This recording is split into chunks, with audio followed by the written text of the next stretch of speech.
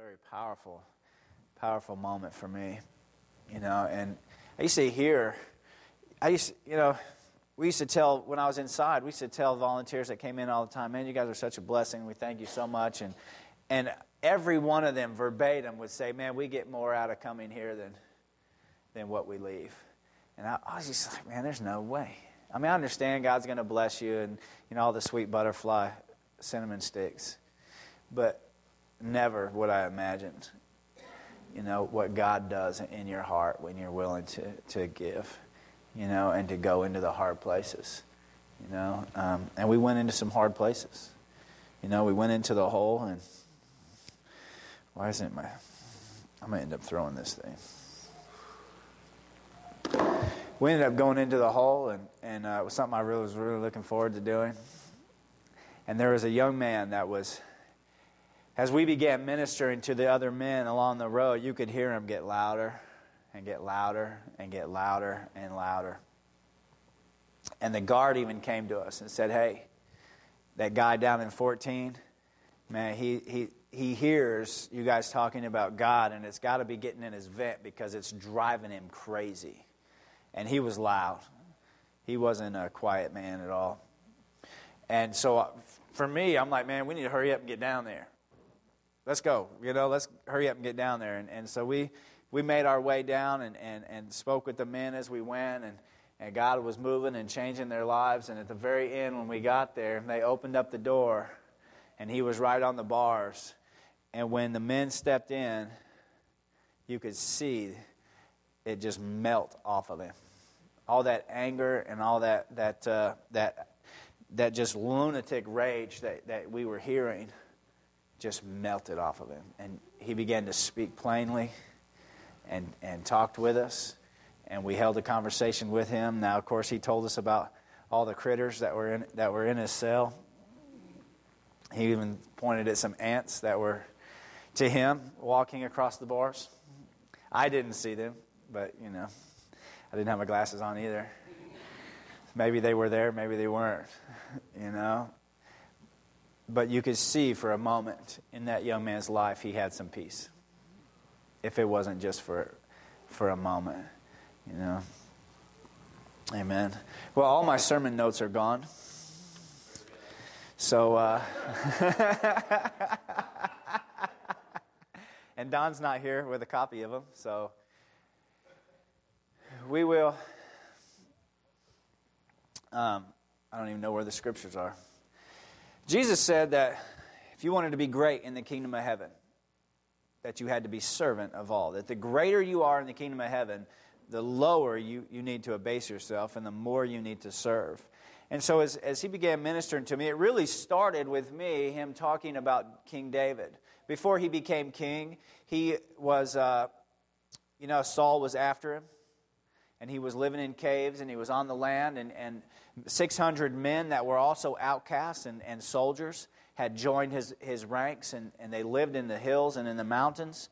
And the story starts with one line, and it just says that Samuel the prophet had died. Just one line, Samuel had died.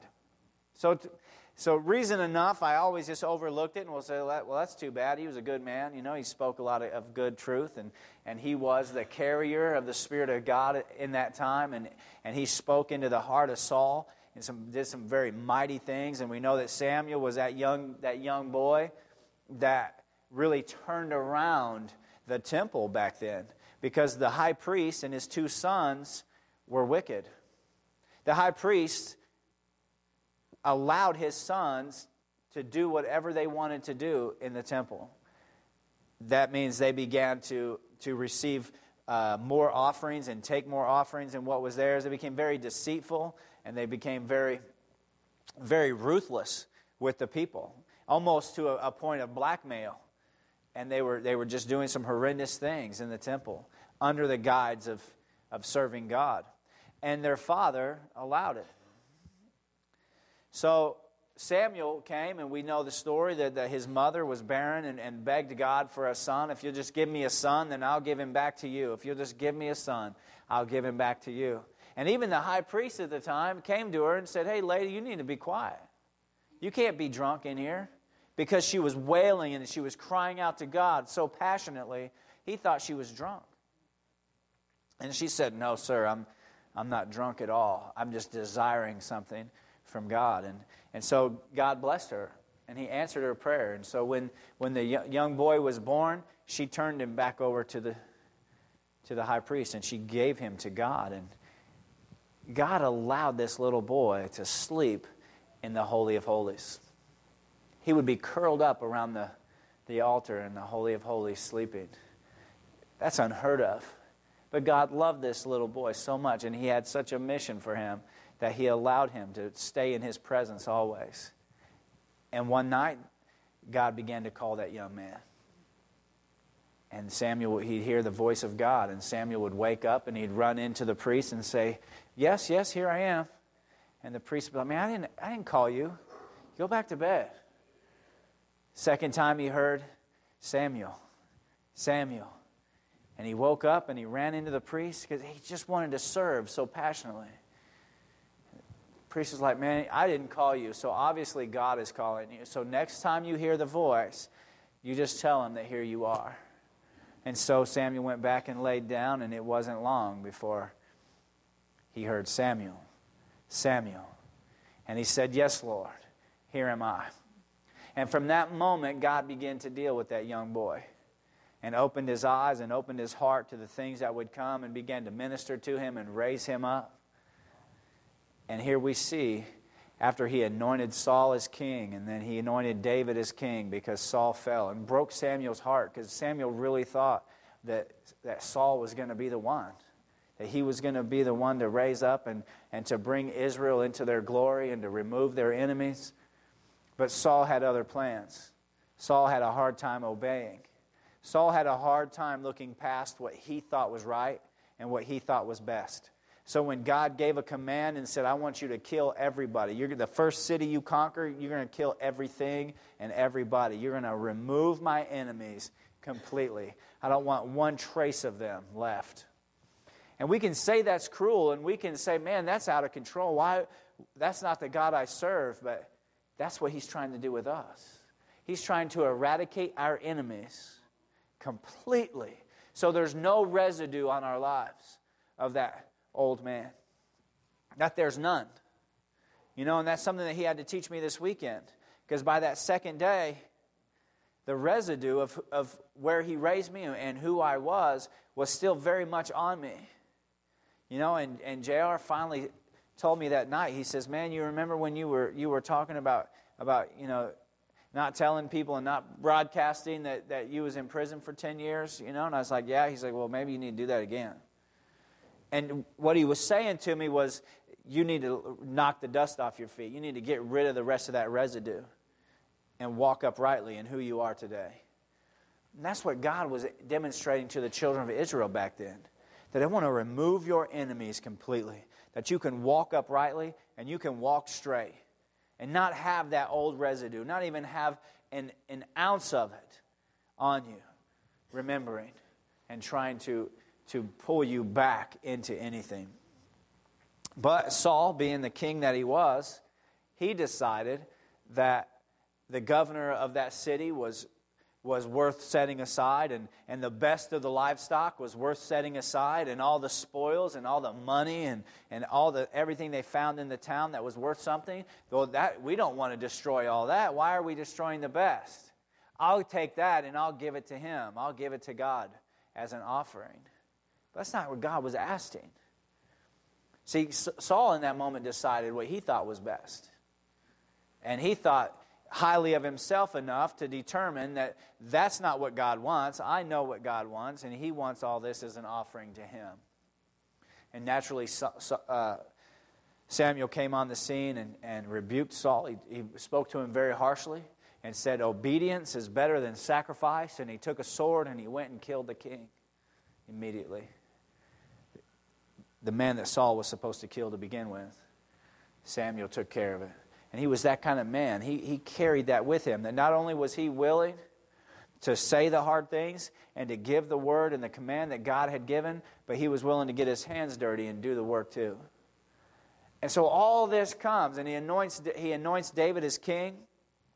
That's an awesome story. You know you're a strong man of God when you come into a place and the people in the city stop you before you can come in and say, are you here on good terms or bad terms? Are you here to bring good news to us or bad news? Because they knew that whatever Samuel said was from God, and they knew that he carried that with him, and he carried the Spirit of God with him. And so they stopped him before he got to Bethlehem and said, look, man, are you here good or bad?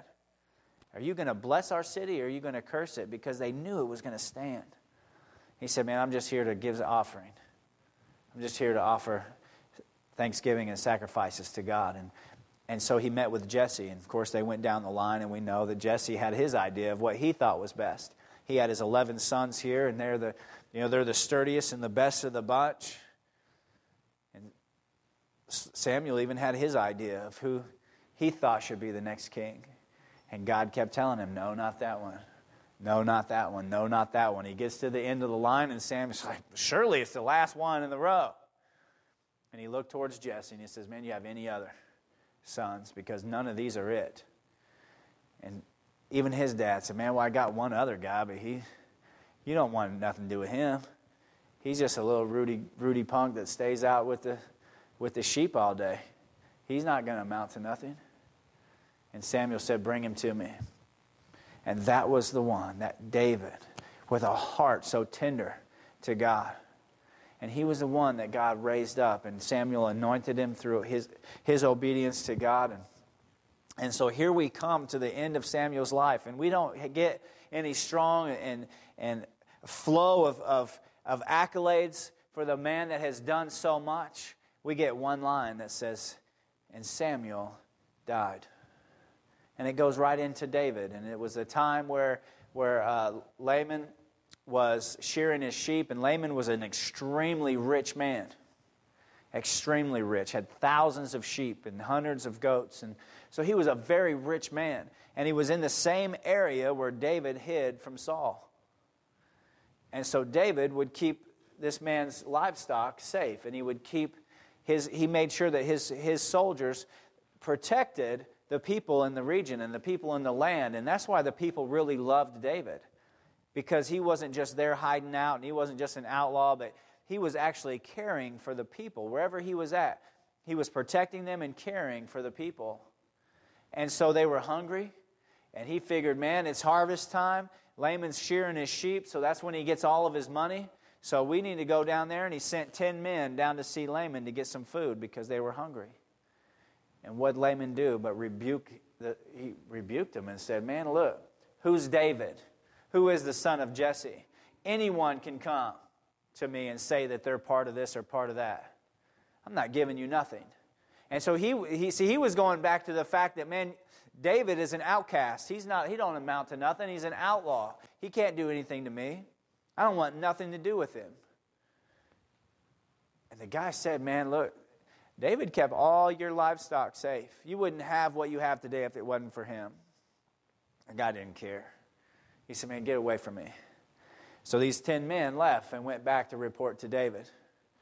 Well, thank God that the old brood Laman had a good wife named Abigail.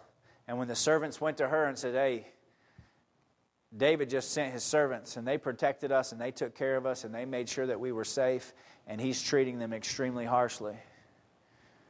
And so Abigail knew that trouble was coming, and so she began to make preparations. So when those 10 men got to David, he was on fire. He was so angry and so filled with righteous indignation. How dare he treat me that way? That he mounted up for war. And he was going to go down there, and he made a vow that nothing of this man's would be alive by sunrise. Nothing. I'm killing it all. He was so deep in his anger, and he headed down to Laman's house. And here comes Abigail with all the supplies that they needed. And she fell at his feet, and she begged him. And one thing that she said that blessed me so much was, I know that my husband is a cruel man. Lay all his iniquity on me. I'll take it all. Everything that you're holding against him, which is justifiable, you give it to me. And for me, that just screams about Christ. It screams his passion and his mercy and his desire for us to lose our anger and to lose our bitterness, to let it melt away. He says, I'll take it all. I'll take their weight. I'll take their punishment. I'll take it on me. And she began to minister to him and gave him the things. And David's heart melted in that moment. It just melted. God took care of Laman. After it was all said and done, when they went back and they told Laman what had happened and that David was coming to kill him and that Abigail met him halfway and saved his life, he fell off his stool and died. God took care of that. But see, David, in his anger and his rash impulses, was ready to go and take it on his own. He was given these things, and these harsh treatments were put on him. Even though he was justified in the life that he lived, he was righteous in that moment. He had done nothing wrong. He had done everything to help. And yet this evil came on him. So what did he end up doing? But going to act on his own. When God already had a plan to settle the account. God already had something in place that was going to rectify the situation, that was going to take care of it. David didn't have to do that on his own. But on his way to do it on his own, he met with the Spirit of Christ. So this brought me back to, okay, well, then that means that line that said Samuel had died obviously had a great impact on this story. Because without that covering, see, Samuel provided a spiritual covering for the people because he was the prophet. He carried the Holy Spirit with him. It rested on him. And without that, David was given over to his passions, and he was given over to his anger and his desire for vengeance. See, he went from being in the Spirit and covered by the Holy Spirit and being a servant to all. Because when he was out there in the middle of the wilderness, in the middle of those fields, he was serving the people.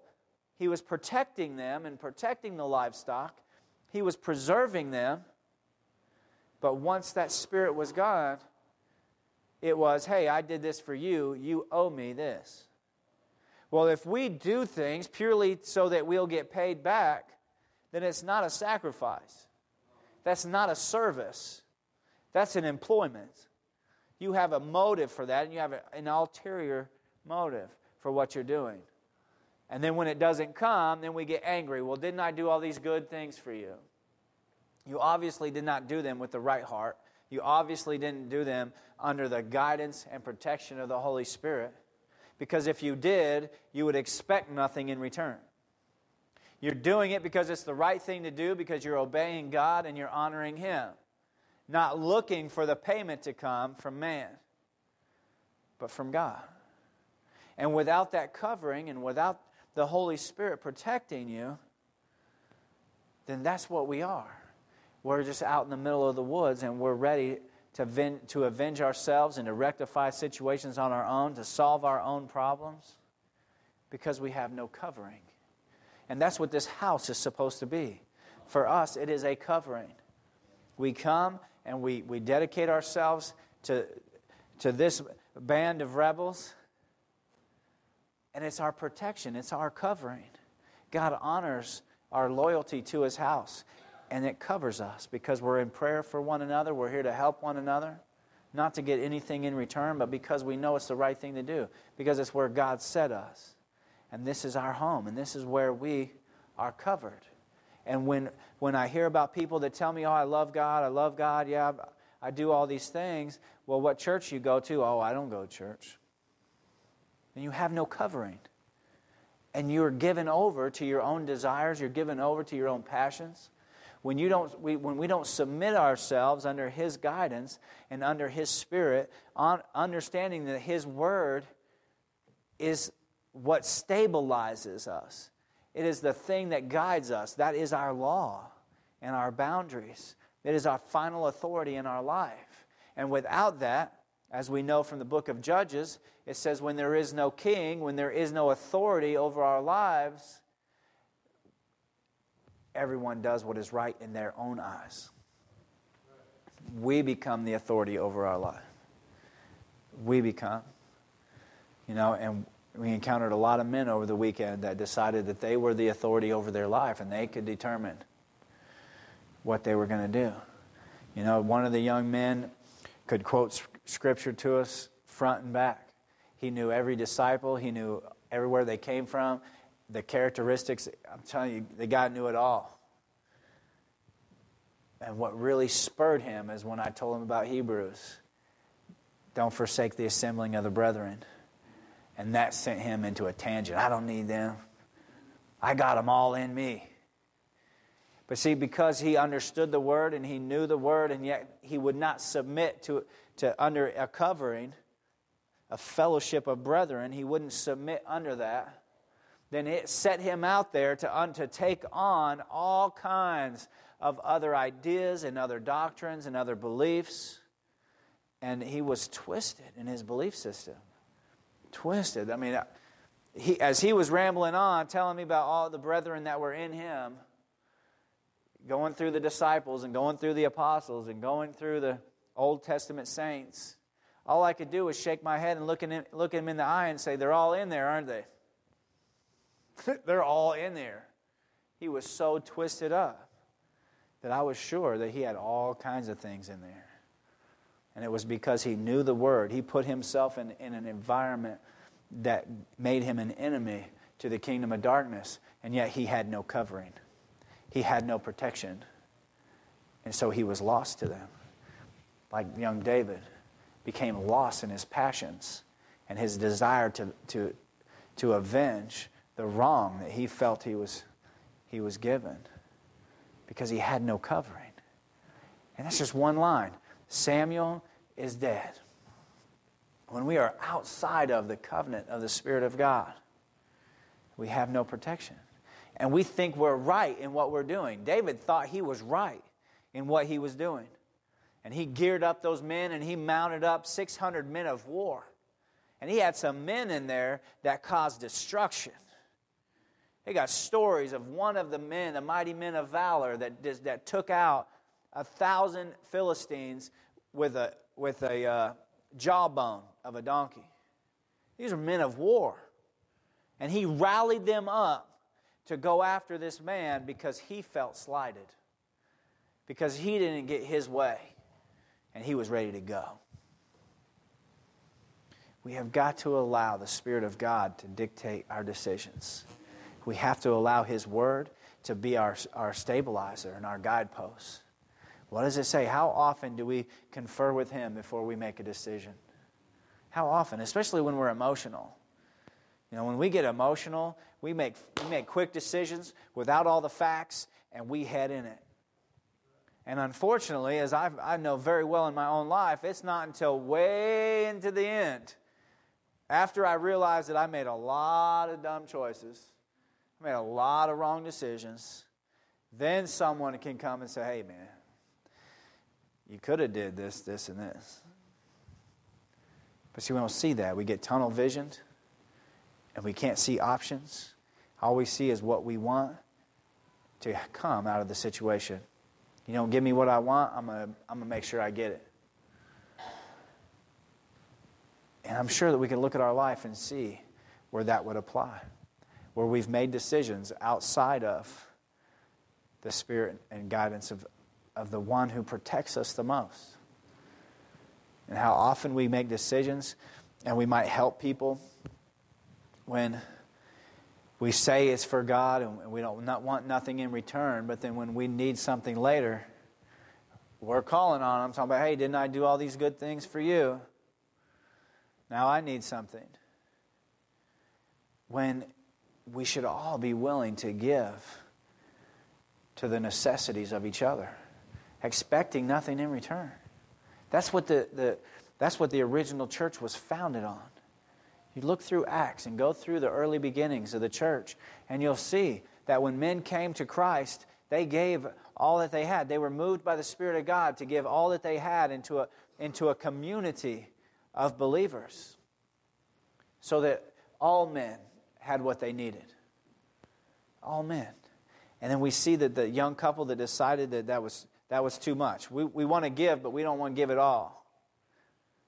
And so they gave a little, but they said it was all.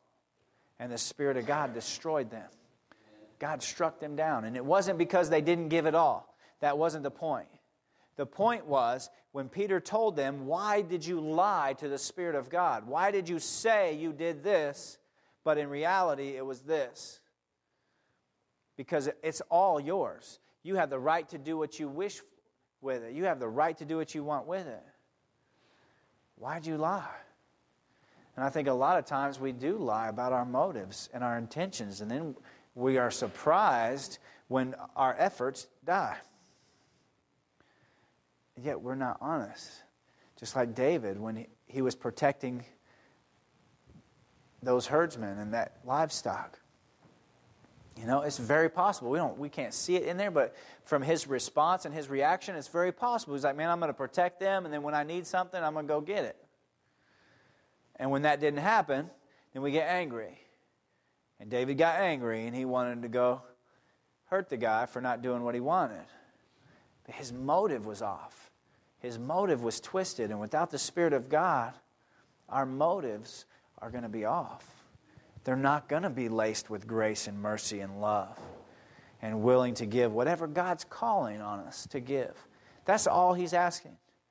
Whatever He's putting on our heart to give is what we need to give. Whatever that is. That's what's necessary. And anything else outside or inside is too much, too little, too wrong. It's just what He's calling for us. That little piece of whatever it is. And I can't tell you what that is. That's between you and Him. I got my own me and Him going on. You know, of what He's pulling on me and what He wants me to give. You know, and we have to be obedient. Because it's miserable when we're not. It's miserable to be lost in our anger and lost in our bitterness and lost in our rage. It's miserable. You know, we encountered things this weekend where it didn't go our way. I did not plan on sitting in a chapel for 2 or 3 hours at a time. That wasn't the plan. You know, not to me. That wasn't the plan. You know, I mean, there were a lot of things that did not dictate the way that we felt they should. And some of us were irritated and bitter, and you know, you could see it mounting on them. Had a conversation with one of the guys that, man, what good is it going to do? We can sit here and be happy and make light of the situation and be joyful, or we can sit here and be angry and miserable. Either way, we're sitting here. So why give ourselves over to that? Why give in and lose it all? It says the enemy has come to steal, kill, and destroy, but I have come to give you life. And in that life, abundance. Steal, kill, and destroy, those are all temple offering, sacrifice words. In the original language, those are all words that cycled around our sacrifices. That the enemy has come to steal, kill, and destroy our sacrifices to God. Our willingness to completely surrender to Him and to give Him our emotions and to give Him our decisions. And allow Him to guide and Him to establish the truth of our life. What we're going to believe and what we're not. And how we're going to see a situation. David could have very well got the word and said, okay, God, you deal with him.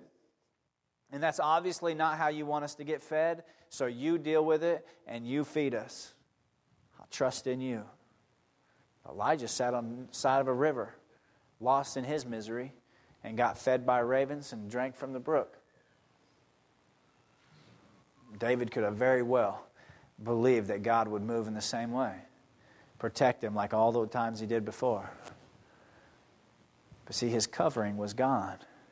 He did not have that to help him and to cradle him in his decisions.